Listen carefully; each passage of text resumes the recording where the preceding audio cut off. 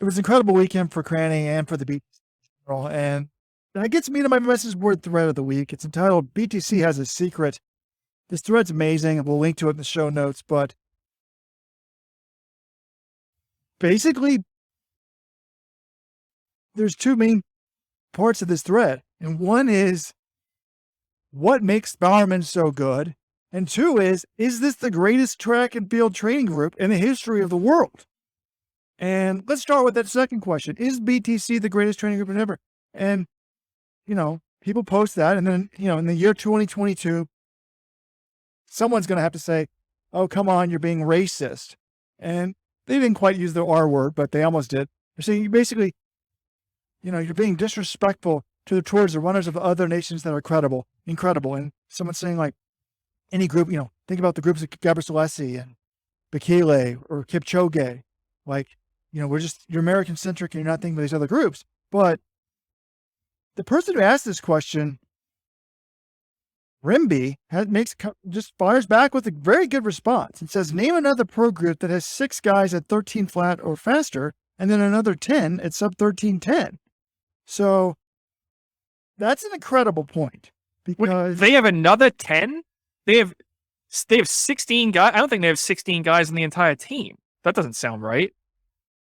I think they have 5 guys sub 13, and then another 4 at sub 13:10, from what I can tell.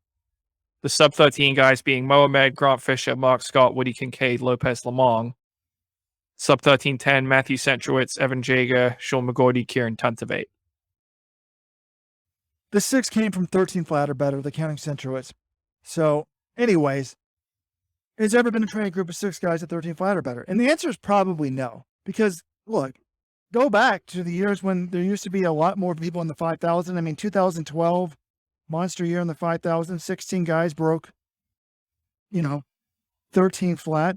But one of those is Bernard Agai, one of those is Galen Rupp, and one of those is Mo Farah. So that means there's only 13 guys total from Kenya and Ethiopia that were breaking 13. So the odds that all 6 of the Ethiopians, 1, 2, 3, I think it's 6 Ethiopians and 7 Kenyans. The odds that all of them are in the same training group are pretty damn low. So this very well could be the first time in history you've got that many people in the same group. And, it's just fascinating. But I have the answer to why this is the top training group in the world. Oh, come on. This is just insulting. It really is insulting. This group has what? 1 medal? I mean, it's like, I don't want to call them a bunch of B-teamers, but it's more than 1 medal. Mohamed has 2 medals. Evan Jager has 2 medals. Matthew Centrowitz is an Olympic champion. But look, it depends on what you're valuing, right? If you want total depth, fine. But like the Nike Oregon project at its peak had Galen Rupp and Mo Farah. Mo Farah was the best 5K runner in the world, and Matthew Centrowitz was the Olympic champion in the 1500. Right now, Ronge Athletics Club, they have Timothy Cheruiyot and Elijah Manengoy. They were back-to-back world champions. They went 1-2 in the 1500 at Worlds.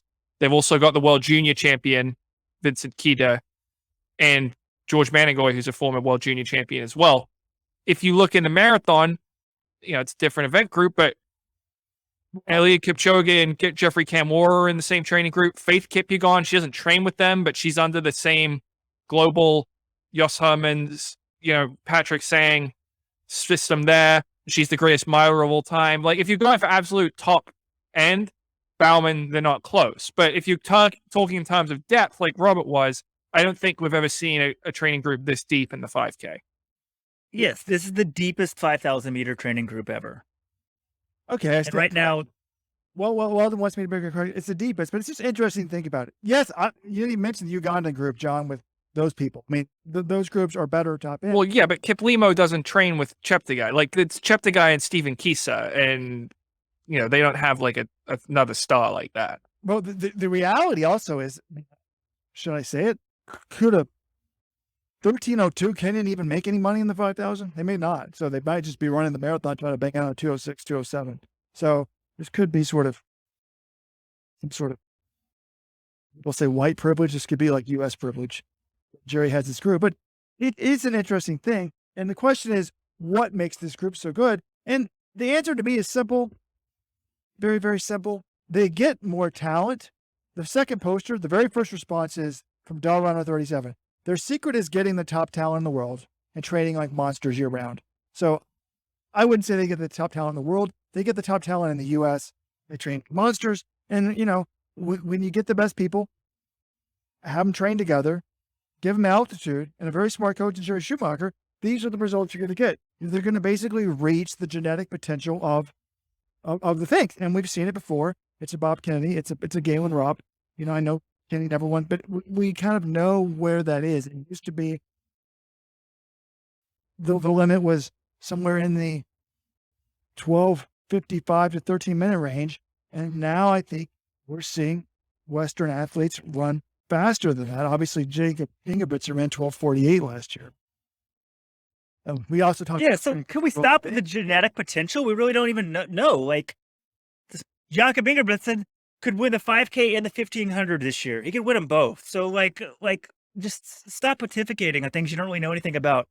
Yeah, Robert, I think the poster nails it. It's top talent and training like animals year round. Yes, you need a good coach in Jerry Schumacher. Like, not just anyone could do this, but if you put them all together and they're training really hard year round, you're going to get good results. And the thing about the dirty little secret about Bowerman Track Club, which we're starting to learn now from some of the exits, is it's not for everyone. It's a pretty structured system. And the first couple of years, Jerry's not going to baby you. He's not going to adapt the workouts for you. He's going to say, these are the workouts. If you get dropped, you get dropped, And guys like Grant Fisher or Shelby Houlihan, or pretty much all of their athletes, after a couple of years going through the system, they will start to, if they hang and they can stay healthy, they'll start to see big performance increases. I mean, maybe using Shelby Houlihan as an example gets me canceled these days, but like Elise Cranny, look at her. Elise Cranny wasn't anything special for her first couple of years. Now she's run 14:33. So what happens is if you can stick, and Grant told me after the race, he said it's adapt or die. And some people, they can't hang, they get hurt, it doesn't work for them. But the ones who survive see these huge gains in fitness, and that's part of the secret for them, which isn't really a secret. Who are all the top people who bombed out of the Bowerman Track Club? I don't really even find that argument. I went on the message board last night because someone says, like, Jerry just throws the eggs against the wall and the top people survive. And that's what a lot of college coaches do. And we're not supposed to negative recruit, but basically when I was at Cornell, I don't want to go there. But when Ivy School, it was all focused on distance. I mean, I just felt like, when you bring in 10 distance runners every year, of course, 2 of them are going to be good and some of them aren't going to be good. But this person said that's what Jerry does. I don't agree. And I went on the message board last night and said, please name one person that has not done well in the Bowerman Track Club, at least for a little bit. I think, and my response to that was, Chris Derrick is probably like one of the bigger failures of the Bowerman Track Club. And he was a 13-18 guy in college and he ran 13:08 for the Bowerman Track Club. Like Kate Grace, maybe? Yeah, Robert, Kate Grace, even she made a world's team when she was with Bowerman, right? No, actually, I think it was 2017. But no, I don't think she did. But no, Robert, I think your point is correct. Even the ones who end up leaving, like Mario Hull, Sinclair Johnson last year, she left. She was only there for really for 1 year. She didn't really have any success. So that's maybe Jerry would argue, well, she didn't stick around long enough. But I think your point is well taken. Most athletes who are in Bowerman, at least for 1 or 2 years, they will find big results. And then it's a question of, do they want to stick in the system every year, or do they want more say over their training? Someone like Colleen Quigley, she had a lot of success early, then she found herself getting hurt a lot. She didn't seem like she liked being on the team, so she left. And Marielle Hull, again, she had a lot of success early, and then she started slowing down. Didn't seem like Jerry was going to bend on some of the workouts, so she left. So that does happen, and we do see, Evan Jaeger hasn't been able to stay healthy. Quigley hasn't been able to stay healthy. Maybe that would have happened with any coach. But yes, the main point is most people who join this team will see at least 1 or 2 years of very elite performance, often more than that. All right, enough Bowerman worship. Let's go to the race.